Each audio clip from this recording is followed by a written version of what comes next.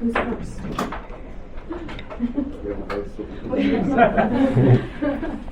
Tyrann, real quick, just with Drew Lock, what are you seeing out of him with only 2 games to kind of review him? What are you seeing out of him and how Steve Spagnuolo said he was thoroughly impressed by him? You kind of agree with that? Yeah, I probably second that. I think, first of all, you got to give everybody respect in this league. I think, first things first, when you cut on the tape, you realize this kid can throw the ball. He loves to take shots down the field. He likes to show off that arm strength, throwing out routes. He can dart them in there, and then especially throwing the deep ball. So, it'll be a good challenge for us.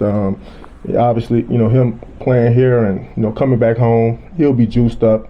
It'll be a lot of excitement for him, and so we'll have to meet that energy. We'll have to match that energy. I know there's not a lot of tape available on him, but from what you've seen, does he remind you of anybody? Nah, I mean, none in particular. Like I mentioned, he has a good arm. The kid could throw the ball down the field, make some tough throws. I think what they're asking him to do is, relatively easy. So I think he's pretty comfortable, in the last couple of games, kind of running the offense. Tyrann, you've played for a few coordinators by now.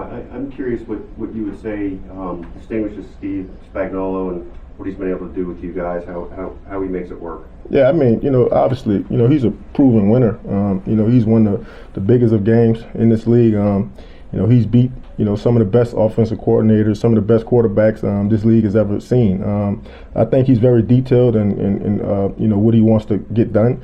And I think he stresses that, to the group a lot. Not only us, but his coaches as well. And I think that's always a good thing. Do you feel a particular wavelength with him? It seems obviously he really trusts you, and I'm sure you trust him. Do you guys see things a lot the same, or do you have some dissension? Yeah, we're kind of the same height. I think we see everything the same. Me and Spags are, I think we feed off of each other. Obviously, I feel like I'm an extension of him on the football field, just trying to understand really what he wants to get done, how he sees us playing the game plan, and for me, just being a middleman, kind of relating that to our guys so that they can understand it.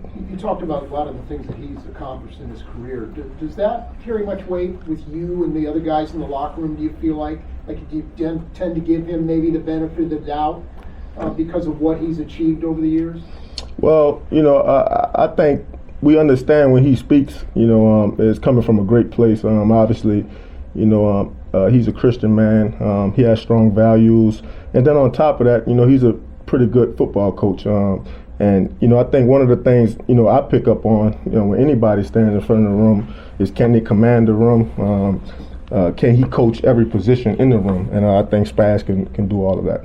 Tyrann, I don't know off the top of my head. Have you gotten a chance, speaking of Drew Lock coming home, have you gotten a chance to play in the Superdome in Louisiana in your career? I did, yes. What was that experience like? It was fun, growing up down there, obviously watching Drew Brees, everything he's done for the city of New Orleans, and Sean Payton, obviously. But to go in that dome and to know that, I grew up watching this football team, and a lot of people that, supported me throughout my life is rooting for that team. So, for me, I was lucky that I was able to get an interception that day. But I think we lost like 31-17. So, yeah, it was bad at the end of the day. But is it like a hair kind of standing up on the back of your neck type of moment special in your career? I think so. I think, being a young guy, especially, it was my rookie season, going into that game, I realized that I had made it, to my ultimate goal. And I think seeing all those fans in the stadium and obviously family members, it's an extra added motivation for you going forward. The personnel usage on defense has really kind of evolved and changed as the season's worn on, and you're using a lot more of the 3 safety looks. How have you seen that kind of defense evolve, and how has that role maybe allowed you to play a little bit differently than you did earlier in the season? Yeah, I think anytime you can really get a group of guys that kind of have the same body, can do some of the same things, I think you can switch things up defensively. I think anytime, we have those multiple DB looks, I think it takes a little while for the quarterback to figure out where I am versus where Dan may be, or, even Kendall in some situations. So we try to use it to our advantage. Very important for us, though, which I thought, we're doing a great job of on the back end, is really the process throughout the week, communicating, understanding that we all can be in different spots, come Sunday, and it's important to kind of be on top of those things. The secondary has been largely improved this year, especially in the second half, almost in a sense getting the pride back, maybe like from last year. Just how much pride do you take in having an ability to impact players in a positive way and even rise them up and so on? Yeah, I mean, I reminded my guys today, we have been doing some good things, on the back end. I think it's important to understand that, not many people really believed in us. Not many people,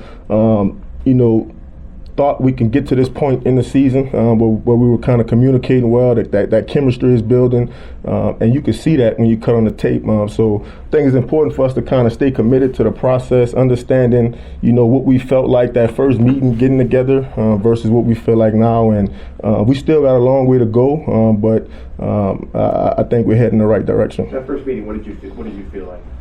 Well, we knew it was going to be a uphill climb. We knew it was going to be a challenge, obviously.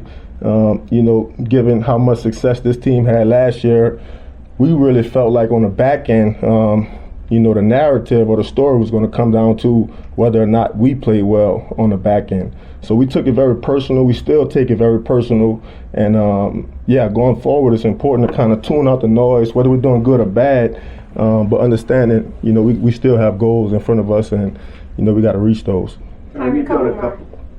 Last Go ahead. You talk about blocking out the noise, rejecting the critics, and kind of rising above it all. And you also use social media as a platform a lot to voice those things on Twitter. How important is that for you to be able to get that out there, not just within the locker room, but? Well, I think it's more so me reminding myself, right? I think we all have social media.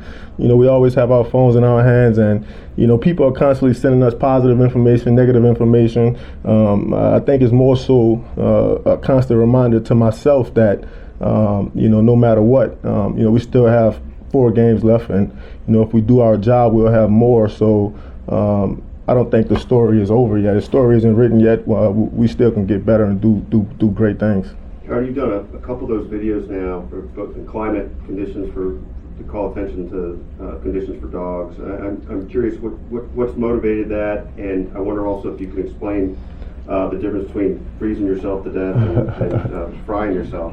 Yeah, I mean, I feel like I've always been a nature person. I could always remember me, waking up when I was very young, going straight outside, right? Like not even eating breakfast. I always enjoyed animals. I watch Discovery Channel, Animal Planet a ton. I'm a dog owner, have 2 dogs, Yorkies. Some of my best friends, are avid, dog lovers. So I feel like I've always kind of been around that passion.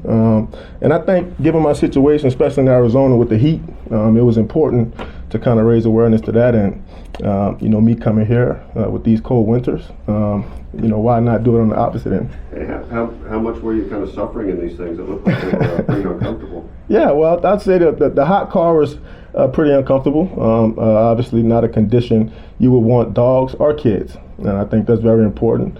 And obviously the freezer. I'm a New Orleans kid at heart. So I think anything below 60 is a bit too cold for me. So. And you feel like it's called some attention to the right things? Has it done some good from what you can tell? I hope so. I've been getting a lot of positive feedback on it, and there's millions and millions of people out here who are truly inspired by animals, so I'm glad that I was able to kind of play a part in helping them raise awareness. Thanks, everyone. Appreciate y'all. Thanks.